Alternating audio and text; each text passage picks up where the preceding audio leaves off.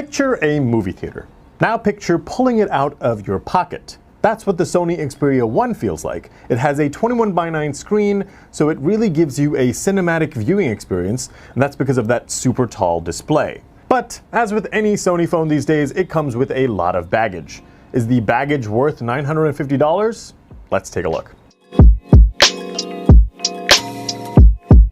Phones usually have a 16:9 aspect ratio, but nowadays we're seeing more and more devices with a 18:9 aspect ratio or a 19:9 aspect ratio. You're getting a taller and narrower device, and the Xperia 1 goes all the way with its 21:9 aspect ratio. Why? Well, most films are shot in 21:9, so watching movies on the Xperia 1 gives you a very cinematic experience. You're getting a 6.5-inch screen, 4K resolution, and HDR support. Okay, it's not true movie 4K, but you're getting a 3840 by 1644 resolution, and that makes it pixel-packed. Sony says the display offers a faithful reproduction of color, matching reference monitors, the kind used in Hollywood. You need to turn this on in display settings, it's called creator mode, but when you do, it is a treat.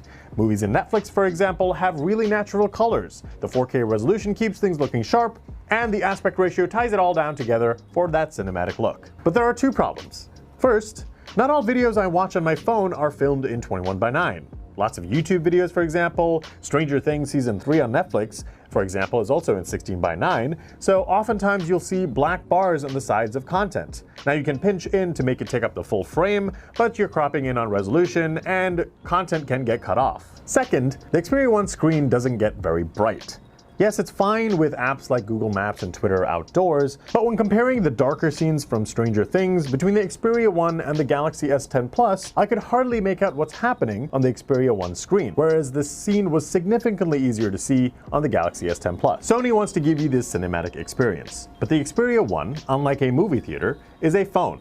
Brightness outdoors is a problem, and that limits exactly where you can watch a movie, breaking that promise of a cinema in your pocket. Sound is just as important when talking about the movie theater, and that's why Sony has put in dual stereo speakers. They can get very loud, but they do sound a bit tinny. They're not as good as phones like the Razer Phone 2 or the Galaxy S10 Plus. There's plenty of high-res audio format support though, but sadly, no headphone jack. There is aptX HD though, so that means you can get high-quality wireless streaming. Now, while there may be a few hiccups with the 21:9 screen, I do like the way the phone feels. It's tall and narrow, and it's easy to grasp with one hand. It can be tough to reach the top, but it's also making it harder to go back to a 16:9 or an 18:9 phone because it's just so narrow and graspable. It's kind of like holding a TV remote, and that's a compliment. The rounded corners add to the in-hand comfort, and the phone doesn't feel too heavy. It's Gorilla Glass on the front and the back, and that means it's slippery, and also a fingerprint magnet, so it's a good idea to case it up. Yes, it's not a bezel-less screen on the front, but the bezels here are slim, and it still manages to look modern and sleek. Thank God there is no under-glass fingerprint sensor. I don't know about you, but I haven't had a good experience with them, and that's why I prefer them to be on the exterior of the phone. That's where Sony has put its one, on the side of the phone. And actually, it's on this side that you'll get access to all the buttons. The power button is a little too low for me. I do wish it was a little higher, and my palm keeps touching the fingerprint sensor, so when I'm walking around with it, and when I want to suddenly use it, it'll give me a too many attempts notification, so then I can't use the fingerprint sensor. Not the best placement there. Most Android phones let you double tap the power button to open the camera, but Sony has configured it here to open Google Assistant. Instead, there is a dedicated camera shutter button. You can press and hold it to open the camera, but we'll get to the camera in a bit. Quick word on performance, it's the Snapdragon 855 in here, along with 6 gigs of RAM. There's 128 gigs of storage and a micro SD card slot if you need more space. Now, it's plenty powerful. I've been able to use it without any performance issues, and games run really well as well. But there were some visual issues playing games. Not all games support the 21:9 aspect ratio, so some have black bars on the top or the bottom, some look a little cut off, but some can actually be a little detrimental. Now, of course, there are games that you can find that are 21:9, for example, Asphalt 9, and it looks really great, but you do have to go and hunt for those types of games. On the software side of things, Sony is sticking close to stock Android 9 Pie, and that's great because it looks clean and is easy to use. There's also some Sony flavors like SideSense, which lets you double tap the bezel to get a customizable tray of apps. Now, you can also swipe down or up on the bezel to trigger certain actions. For example, I've let swipe down open the notification bar, and a swipe up will open up multitasking apps. Speaking of multitasking, it works really well here with the 21:9 screen because you're getting a lot more screen space to have more of an app on the top and the bottom. And the way to access them is pretty intuitive. That swipe up opened up this multitasking apps list,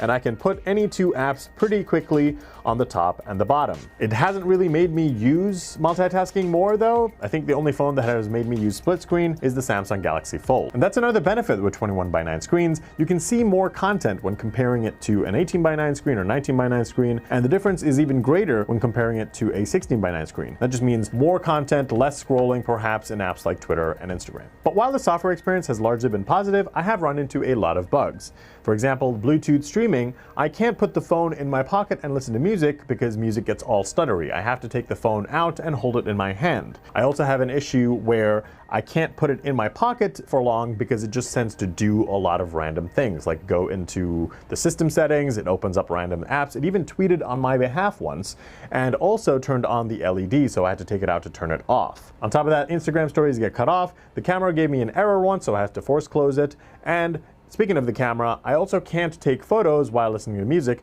because tapping on the shutter button pauses the music. So a lot of these problems just make it feel like this phone is not polished yet. Speaking of the camera, it is a triple lens system on the back. You get a 12 megapixel wide angle lens, a 12 megapixel telephoto lens, as well as a 12 megapixel standard lens. The biggest takeaway is you're getting some of the most natural colors I've seen from a smartphone camera. But I still think other cameras in this price range can take better photos overall. Yes, you get good color accuracy and strong details in good lighting conditions, but the wide-angle lens takes really distorted images, and the telephoto lens can be a little fuzzy sometimes. The camera also seems to struggle with HDR and high contrast scenarios. Some areas in some photos can be too dark, and some can be too bright, leading with overexposed or underexposed images. I also had some trouble autofocusing while in low light. It just took a while. That doesn't mean the camera can't impress though. This photo of the church really stunned me, and the photo of the rose shows how well it can handle natural bokeh. But portrait mode is a little disappointing.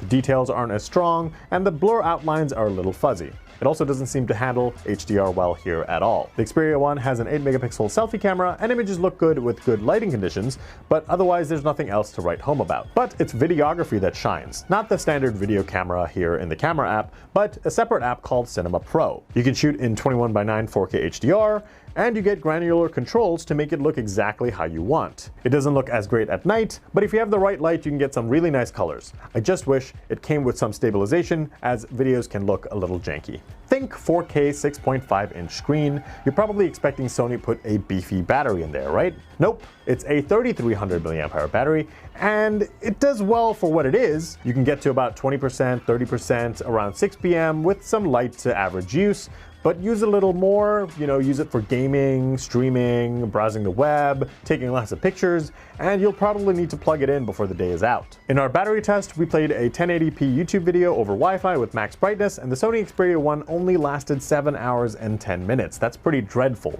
The Galaxy S10 Plus, for example, lasted more than 14 hours. On a more positive note, the phone does charge back up pretty quickly. You can get about 50% back with 30 minutes of charging, but you also have to know that there is no wireless charging. That's a bummer because most phones in this price range do offer wireless charging as a feature. The Xperia 1 costs $950, is available from retailers like Amazon, Best Buy, and B&H, but I don't think you should buy it, because phones like the Galaxy S10 offer better features like a brighter display, a better battery life, as well as things like wireless charging. You can even get a better camera experience from phones like the Pixel 3. The quirks in the software with the Xperia 1, as well as the lack of 21:9 content, doesn't really make it worth the high price tag. But I do think we should pay attention to 21:9 phones, as I think they'll be a lot more common than they are now.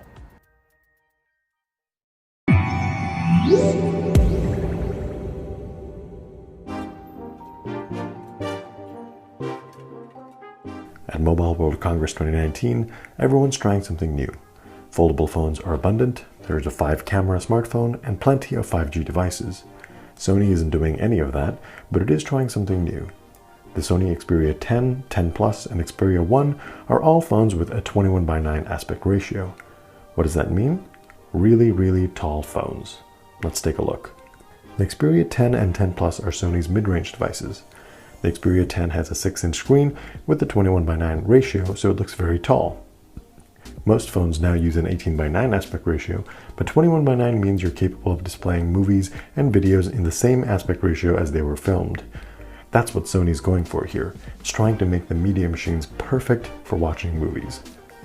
The Xperia 10 has a full HD plus resolution that looks sharp, and there's a small bezel at the top with skimpy ones around. It's powered by the Snapdragon 630 processor inside with 3 gigs of RAM, which should offer satisfactory performance, and there's also 64 gigs of internal storage. Camera-wise, there are 2 lenses on the back, a 13 megapixel paired with a 5 megapixel depth sensing lens. On the front is just an 8 megapixel shooter, and keeping it all powered is a 2870 mAh battery. The 10 Plus is quite similar. It has a 6.5-inch screen, and with the 21:9 aspect ratio, it almost feels like holding a remote controller for a TV. It has the same Full HD Plus resolution, but a slightly stronger Snapdragon 636 processor with 4 gigs of RAM and 64 gigs of storage. Both phones have microSD card slots if you need more space. There's a 3000 mAh battery as well to keep all the lights on. The Xperia 10 Plus does have a dual lens camera, but with a 12 megapixel lens and an 8 megapixel one on the back. The front has the same 8 megapixel sensor as the Xperia 10.